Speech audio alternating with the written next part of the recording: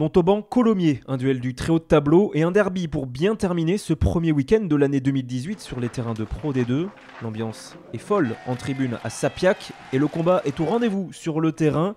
Un combat très fermé. Les premiers points sont marqués par Joris Cazenave à la 26e minute de jeu après 2 échecs de Sébastien Pouette. 3-0 pour Colomiers, mais Montauban remet la main sur le ballon en fin de première période en retrouvant notamment un petit peu d'aisance en conquête. Maxime Maty stoppé à quelques mètres de l'embut columérin. Darbo anime dans le côté fermé. Lilo semble aplatir, mais l'essai est refusé en avant de l'ailier montalbanais. Et carton jaune à la suite pour Costa Repetto, le talonneur columérin qui paye pour tout le monde après des fautes répétées dans le rang haut-garonnais. Face au Perche, Jérôme Bosviel transforme cette pénalité 3 partout. 3 partout, c'est d'ailleurs le score de parité à la pause entre ces deux formations et forcément dans les rangs montalbanais, on fait la moue. Montauban, le leader du Pro D2, doit réagir et c'est ce qu'il fait en deuxième période.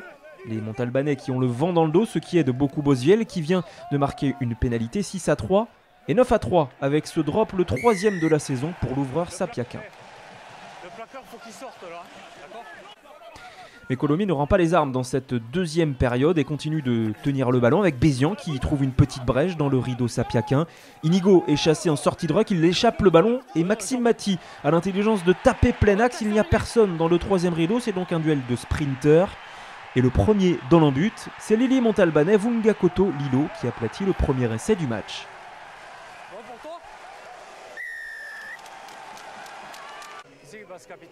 Et on apprécie au ralenti ce joli geste, ce joli jeu au pied du centre montalbanais qui permet à son ailier de marquer le premier essai de la partie. Surtout Montauban mène 16-3 avec la transformation.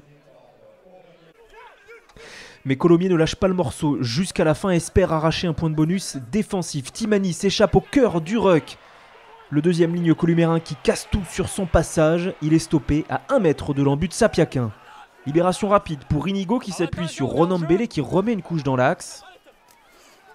Avantage en cours quoi qu'il arrive indiqué par monsieur Mineri. Inigo qui repart dans le fermé.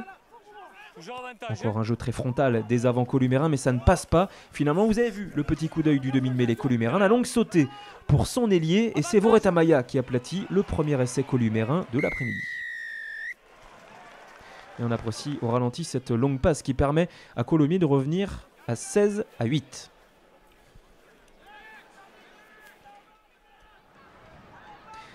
Car la transformation a été manquée. On joue le money time, ce sont les arrêts de jeu, mais Colomiers entend bien remonter ce ballon avec Clément Laguin qui déchire tout le rideau montalbanais et s'échappe sur près de 50 mètres. Le retour de Jérôme Bosviel. Le ballon est conservé par les columérins.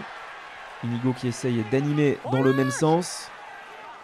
Mais ça ne profite pas, il y a un petit en avant de passe. Monsieur Mineri revient à une position de hors-jeu. Forcément, Olivier Baragnon, l'un des entraîneurs columérins, est satisfait car avec cette ultime pénalité, Taefou offre le point de bonus défensif à son équipe. C'est tout de même une victoire montalbanaise, victoire 16-11. Un 8e succès consécutif pour Montauban qui est plus que jamais leader du Pro D2 avec 9 points d'avance sur ses poursuivants.